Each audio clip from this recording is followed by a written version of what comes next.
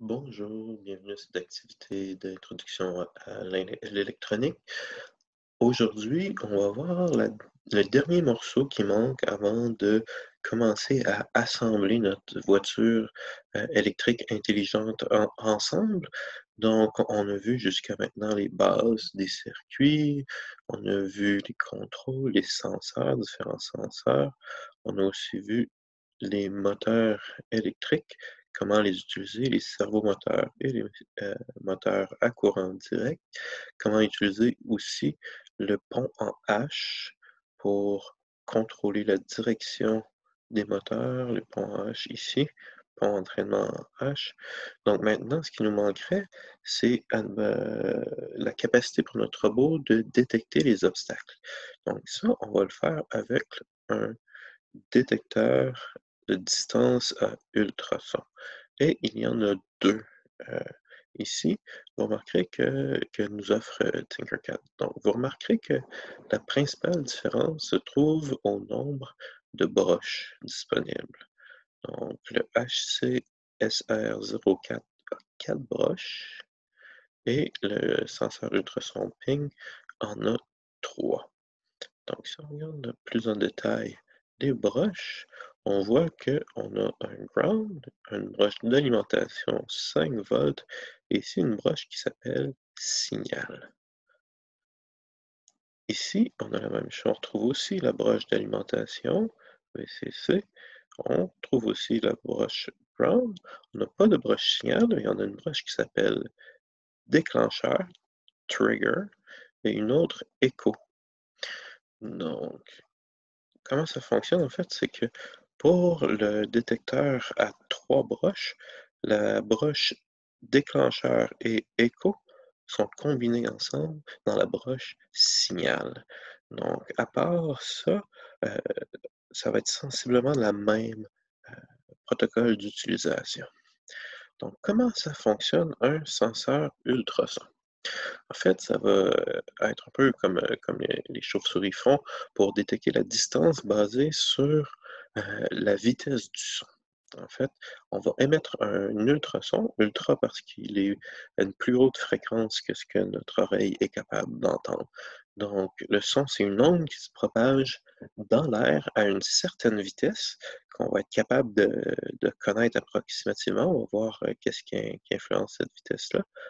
Et euh, on va utiliser ce son qu'on projette pour voir s'il rebondit sur un obstacle et qu'il revient vers le détecteur. Donc, dans les 2 ronds qu'on voit sur nos détecteurs ultrasons, il y en a un qui est un émetteur et un autre qui est un récepteur.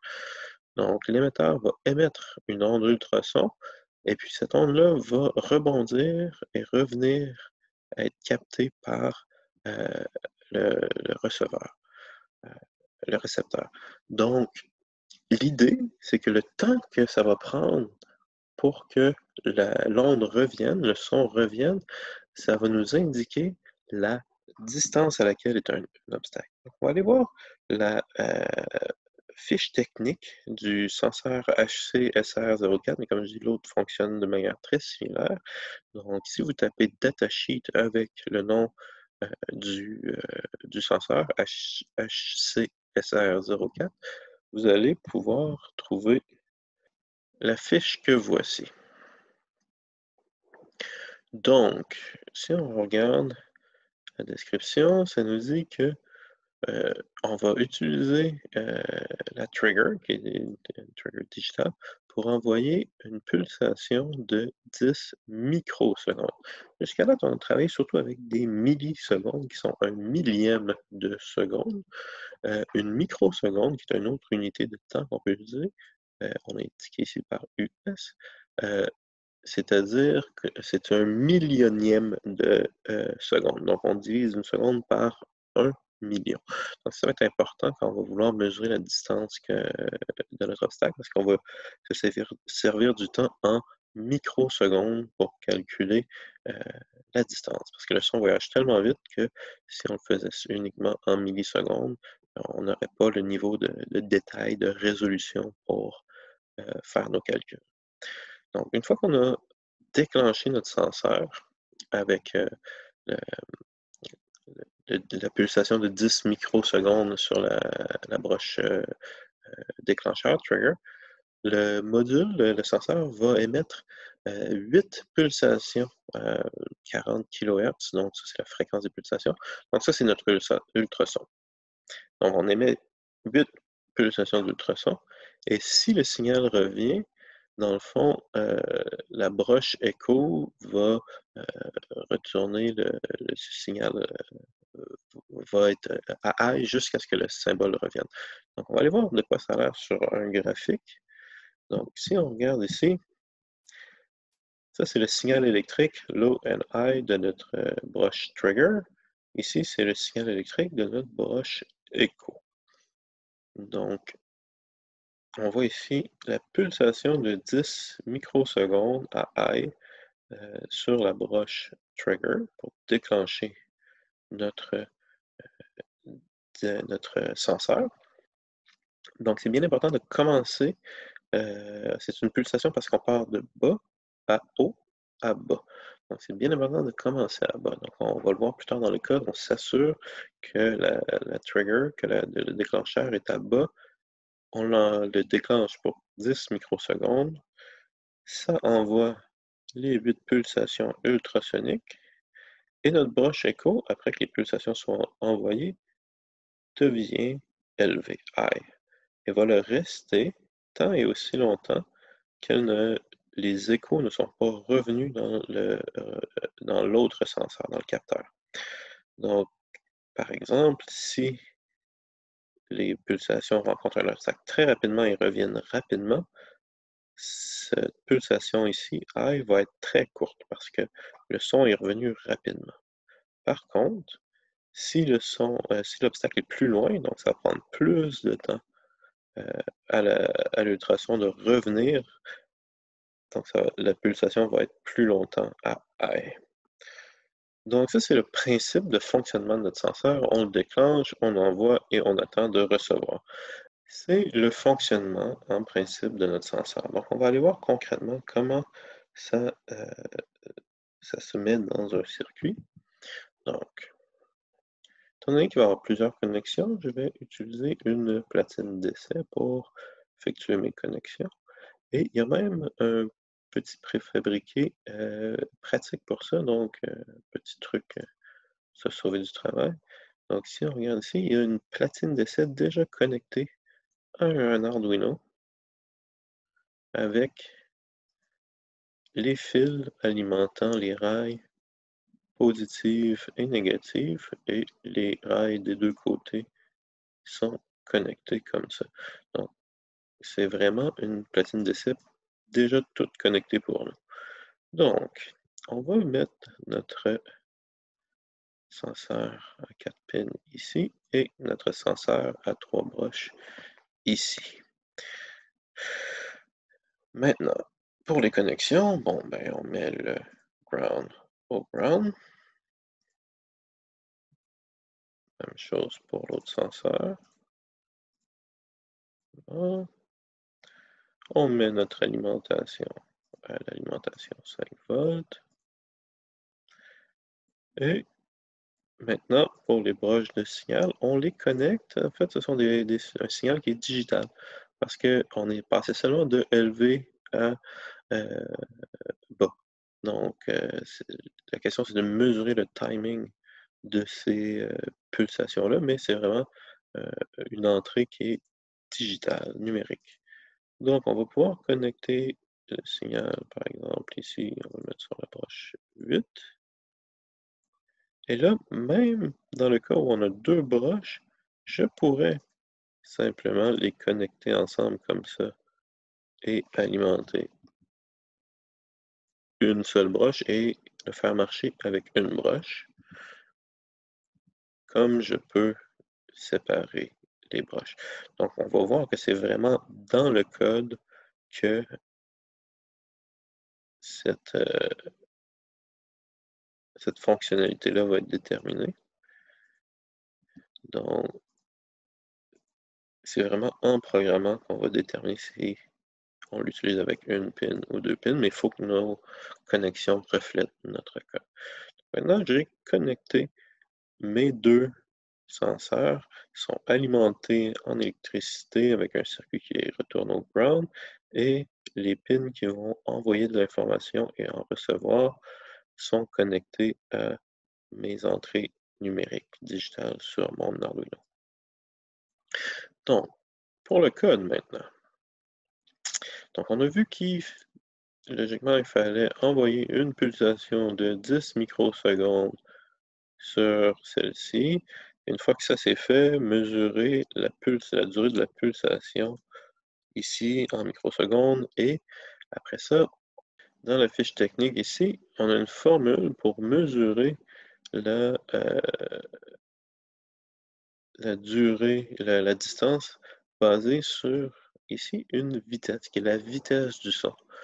340 mètres par seconde. Sauf que ça, c'est une approximation de la vitesse du son, parce que la vitesse du son est fortement influencée par la température ambiante. Donc aujourd'hui, pour garder ça le plus simple possible, on n'intégrera pas un thermomètre pour ajuster notre calcul de la distance qu'on pourrait faire, mais vous allez voir tout à l'heure, dans Tinkercad, ils n'utilisent pas tout à fait la même prémisse concernant la vitesse du son et ils l'ont pas tout à fait à 340. Donc, c'est basé sur cette vitesse du son-là qu'on va faire le calcul. Pour nous donner une idée, Tinkercad offre une broche qui nous permet de lire le capteur ultrason. Donc, si vous voyez, c'est un très grand bloc. Donc, ce que je vais faire, c'est qu'on va regarder le bloc et ensuite, on va aller voir le code. Donc, le bloc est relativement simple. On crée une fonction spécialisée pour ça qui nous permet de lire le capteur de distance au déclenchement de la broche. Donc, ça, c'est la broche trigger ici. Donc, on va choisir la broche et ensuite, la broche écho. On peut décider que c'est la même. Donc, si c'est le cas d'un 3 broches ou si on avait connecté les deux broches écho et trigger ensemble. Et puis là, on pourrait aussi choisir une broche différente. Et on choisit une unité, si on le veut en centimètres ou en pouces. Donc, on peut le tester directement. Si je fais un affichage sur le moniteur série, donc je vais juste vérifier. On parlait de trigger à 7 et 6 et l'autre à 8. Donc, le déclencheur à 7, l'écho à 6, on va dire ça en centimètres avec une nouvelle ligne. Et puis notre autre senseur, il était à 8. Puis c'était la même broche. Donc là, on devrait avoir avec ça une lecture de nos senseurs sur le moniteur série. Donc, mon moniteur série ici, si je parle de démonstration. Et là, vous remarquerez que, bon, les deux sont sensiblement au même. Je peux peut-être même faire un petit délai pour nous donner le temps de bien voir. Donc, il y en a qui est à 13 et l'autre à 12. Donc, lui, il est à 113.4, donc qui est la simulation, et lui, il est à 113.4. Donc, on voit que les deux ont déjà pas tout à fait la même lecture, mais que donc ça revient un petit peu à la question de précision. Mais si j'en bouge un et que je bouge l'autre, donc on voit que mes deux lectures sont différentes. Donc chaque senseur apporte sa même lecture. Donc ça, c'était pour comparer les deux. Maintenant, si on analyse uniquement le bloc, comment on fait pour avoir cette lecture-là? Donc si je vais voir le code ici, qui est généré avec ce bloc-là. Donc ce bloc-là, ici, vous voyez, je l'ai mis hors contexte, donc j'ai simplement créé un chiffre qui va être évalué à un chiffre. Donc, c'est une constante qu'on a qui est 0.01723. Puis, je vais vous faire remarquer que si je change les unités pour des pouces, cette constante-là ici va être différente. Donc, c'est une constante qui est affectée par notre unité de mesure. On va voir pourquoi dans un instant. Donc, je vais retourner juste au texte. Donc, on a une constante qui est multipliée par le résultat d'une fonction, qui est la fonction read ultrasonic distance. Cette fonction-là a deux paramètres, comme on va voir ici. Donc, ici, si on regarde le corps de la fonction, comment ils l'ont mis en œuvre. Donc, on va voir que c'est une fonction qui retourne une variable de type long, qui est un chiffre. Donc, je n'irai pas plus dans les détails, mais vous pourriez aller voir la documentation, le Arduino, pour avoir une définition plus technique de ce qu'est un long, mais c'est comme un integer, mais dans un format différent. Donc, on voit que les deux paramètres sont... En fait, c'est pas un integer, mais comme un float, pardon, un nombre à virgule. Ce que je voulais dire, c'est que c'était un chiffre, les deux. Donc, un nombre. Si on prend les deux paramètres, on a le numéro de la pin de la broche pour le déclencheur et le numéro de la broche pour l'écho. La première chose qu'on fait, on a vu que ici, ça dit nettoyer le déclencheur. On a vu qu'il fallait que le déclencheur parte de bas et aille vers haut et retourne en bas pour déclencher le senseur. Donc, c'est ce qu'on fait ici. On dit que notre pin déclencheur, trigger, va être un output, donc on va envoyer de l'électricité dedans. Ici, on fait un digital write, c'est-à-dire qu'on détermine l'état de notre sortie digitale. On utilise le numéro de notre pin trigger, donc, et on la met à bas. Et ça, on le fait pour un délai de 2 microsecondes. Donc 2 millionièmes de seconde. Le temps ici exact n'est pas très important, on veut juste s'assurer que notre séquence commence avec notre trigger pin qui est à bas. Ici, on la met à haut. On envoie de l'électricité dans la broche trigger pour le 10 microsecondes qu'on a vu, qui était la pulsation nécessaire pour déclencher notre senseur. Ensuite, on la met à bas, donc ça termine la pulsation de notre senseur. Et là, on lui dit que notre echo pin, maintenant, on va la mettre dans un mode input. Donc, on va écouter pour voir s'il y a un signal sur cette broche-là.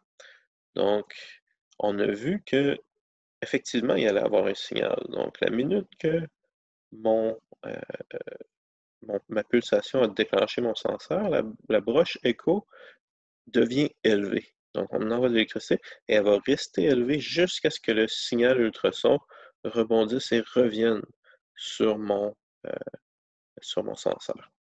Donc, ici, on dit que, justement, on le met en input pour recevoir ce signal électrique-là.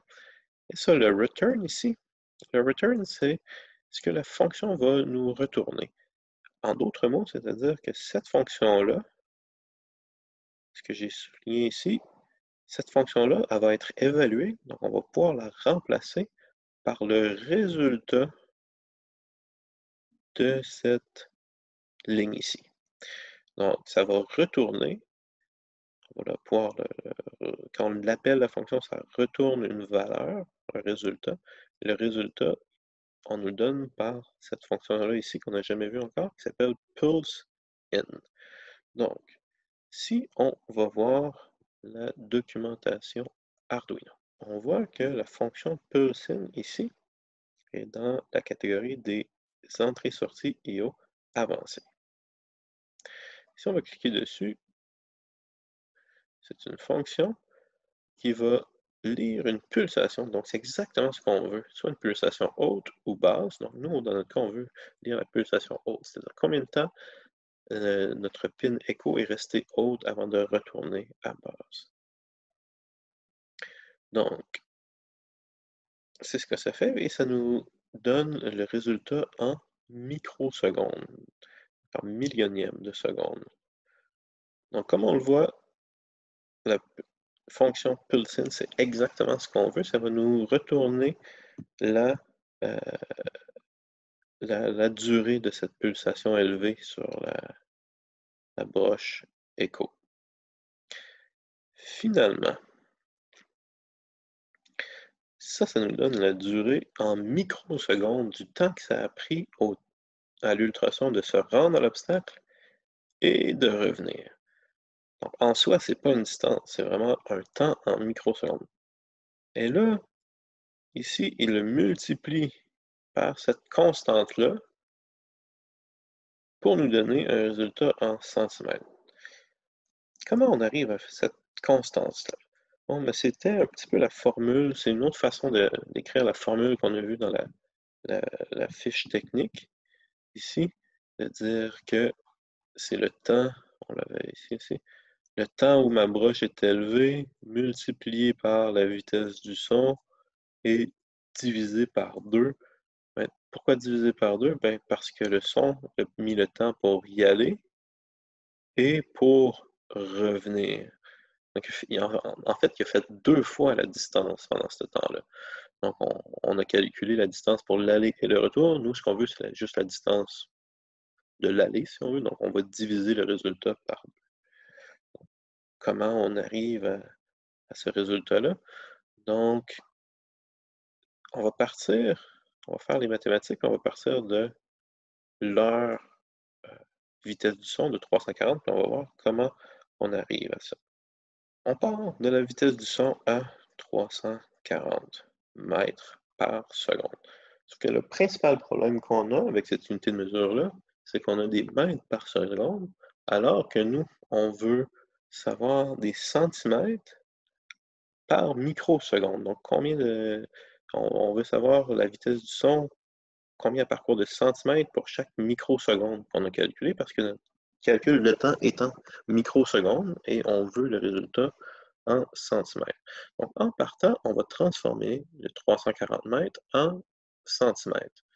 Comment on fait ça? Bien, on multiplie par les 100 centimètres qu'il y a dans chaque mètre.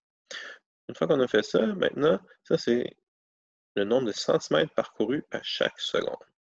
Mais nous, on veut savoir par chaque millionième de seconde, par chaque microseconde. Donc, on va diviser ça par 1 million. Ça me donne 0,34.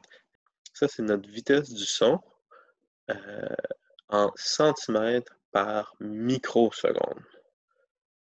Sauf que, comme on a dit, il faut diviser le tout par 2. Parce qu'on veut juste la moitié de la distance parcourue. Donc, si on le divise par 2, ça nous donne notre 0,17. Par contre, on a vu que la constante qu'il utilisait, c'était pas 0,017, mais bien 0,01723. À partir de ça, faisons le calcul inverse pour voir quelle est la vitesse du son qui était présupposée dans la simulation Tinkercad. Donc, on va faire le calcul inverse. Donc, on va commencer par transformer ça en secondes. Donc, on va multiplier par 1 million pour ramener ça en secondes. Et on va ensuite diviser ça par 100 pour ramener ça en mètres, pardon. Et on va le multiplier par 2 parce qu'on l'avait divisé par 2 pour avoir la moitié. Et ça nous donne une vitesse de 344,6 mètres par seconde. Ça veut dire qu'ils ont estimé une vitesse un petit peu plus rapide que ce qu'ils nous donnaient dans la fiche technique du senseur. Ça décortique l'unité de mesure. Et comme vous voyez ici, étant donné que dans le bloc, je ne l'ai pas mis dans un je ne l'ai pas utilisé, ben, c'est juste une variable comme ça qui flotte, qui n'a pas été utilisée pour rien. Si je voulais vraiment l'utiliser et faire quelque chose, je pourrais la mettre dans une variable ou faire comme j'ai fait tout à l'heure, la l'imprimer, la faire apparaître sur le moniteur de série. Donc maintenant qu'on a utilisé puis qu'on sait comment, heu, donc on disait la broche 7 et 6. Maintenant qu'on sait comment utiliser nos senseurs de distance, on va être capable de combiner ça dans un circuit avec un pont en H et nos moteurs électriques pour contrôler les déplacements d'une voiture, d'une éventuelle voiture électrique. Donc ça va ce qu'on va faire dans les prochaines activités. On va commencer à combiner tout ce qu'on a vu au sein d'un circuit un peu plus complexe. Merci beaucoup et au revoir.